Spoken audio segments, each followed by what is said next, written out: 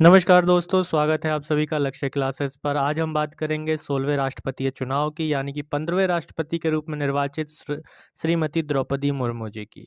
तो 16वां राष्ट्रपति चुनाव था ये, जिसमें निर्वाचन अधिकारी जो रहे वो पीसी मोदी रहे। बहुत ही महत्वपूर्ण प्रश्न बन सकता है यहाँ पर। इसके साथ ही उम्मीदवार के रूप में श्रीमती द्रौपदी मुर्मू, जो कि एनडीए से रही, यानी कि पक्ष से, विपक्ष से, यानी कि यूपीए से श्री यशवंत सिन्हा उम्मीदवार रहे थे। इसी के साथ ही कुल मतदाता जो इस चुनाव में जिन्होंने भाग लेने वाले हैं या भाग लिया है जिन्होंने, 4796 रहे, जिसमें से सांसदों की संख्या 771 रही। और वहीं अगर हम बात करें तो विधायकों की संख्या 4025 रही। कुल जो वैध मत पड़े उनकी संख्या 4701 रही। वहीं अगर हम बात करें कि विजेता कौन रही, तो श्रीमती द्रौपदी मुर्मू, जो कि 15वीं राष्ट्रपति के रूप में रही। और इसके साथ ही राज्य, किस राज्य से आती हैं ये? ओडिशा राज्य से आती है। शपथ ग्रहण इनका 25 जुलाई 2022 को हुआ। देश की दूसरी महिला राष्ट्रपति के रूप में ये निर्वाचित हुई और देश की पहली आदिवासी महिला राष्ट्रपति बनी।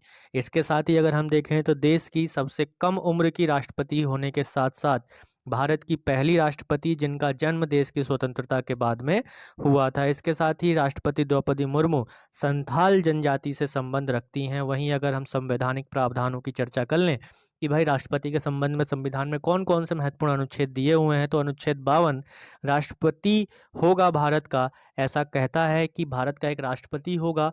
और 53 ये कहता है जिसमें संघ की कार्यपालिका शक्ति निहित होगी। अनुच्छेद 53 क्या कहता है? 53 कहता है कि संघ की कार्यपालिका शक्ति किस में निहित होगी? राष्ट्रपति में निहित होगी, यानी कि भारत के जितने भी कार्य होंगे वह सभी राष्ट्रपति के नाम से किए जाएंगे। अनुच्छेद 54 राष्ट्रपति के निर्वाचन की बात करता है कि राष्ट्रपति का निर्वाचन कैसे होगा, उसमें कौन कौन भाग लेंगे। तो पहले संसद के दोनों सदनों के निर्वाचित सदस्य भाग लेते हैं। वहीं अगर हम बात करें तो राज्यों की विधान सभा के निर्वाचित सदस्य भाग लेते हैं। तो उसी प्रकार विधानसभा वाले जो केंद्र शासित प्रदेश हैं उनके सदस्य इसमें भाग लेते हैं। तो यहाँ पे ये बात स्पष्ट हो जाती है कि भाई जो सदन है उसके निर्वाचित सदस्य, राज्य विधानसभाओं के निर्वाचित सदस्य और केंद्र शासित प्रदेश विधानसभाओं वाले उनके निर्वाचित सदस्य, इसमें मनोनीत सदस्य भाग नहीं लेते हैं। भाई कौन नहीं भाग लेते? मनोनीत सदस्य इसमें भाग नहीं लेते हैं। ये कंसेप्ट हमें यहाँ पर स्पष्ट रूप से दिखाई देता है कि मनोनीत सदस्य इसमें भाग नहीं लेते हैं। और इसके साथ ही अगर हम देखें तो मनोनीत सदस्य जब इसमें भाग नहीं लेते हैं तो ये सभी निर्वाचित सदस्य इसमें भाग लेते हैं। अभी वर्तमान में कितनी केंद्र शासित प्रदेशों में विधानसभाएं हैं, तो हमें ध्यान रखना है भाई कितने? 3 में है। इस चीज़ को ध्यान रखना है। एक आपकी दिल्ली राजधानी हो जाती है, दूसरा पुडुचेरी में नहीं, पुडुचेरी में विधानसभा है, और तीसरा जम्मू कश्मीर में है। किस में है भाई? जम्मू कश्मीर में है। तो इस चीज़ को ध्यान रखना है। इसके साथ ही अगले अनुच्छेद की अगर हम बात करें तो अनुच्छेद हमारा 55 राष्ट्रपति के निर्वाचन की रीति की बात करता है, जिसमें अप्रत्यक्ष प्रणाली की चर्चा की गई है, यानी कि एकल संक्रमणीय मत प्रणाली की बात इसमें की जाती है। अनुच्छेद 56 राष्ट्रपति की पदावधि की बात करता है कि भाई 5 वर्ष के लिए चुना जाएगा।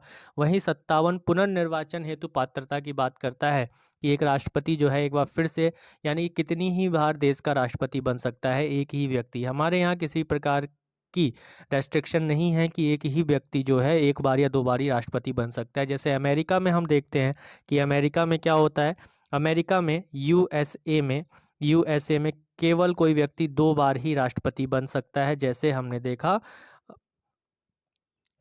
देखा ओबामा जी को, जैसे हमने देखा किनको भाई? बराक ओबामा जी को। इसी के साथ ही अगर हम आगे बढ़ें तो हम पाते हैं कि जो अनुच्छेद 58 है वो क्या कहता है? अनुच्छेद 58 हमें अहर्ताओं के बारे में बताता है कि भाई किसी भी राष्ट्रपति को बनने की योग्यता क्या होगी। इसी के साथ अनुच्छेद 61 राष्ट्रपति पर महाभियोग की चर्चा करता है, इम्पीचमेंट ऑफ प्रेसिडेंट, यानी कि भारत का राष्ट्रपति यदि संविधान का उल्लंघन करता है, किसका भाई?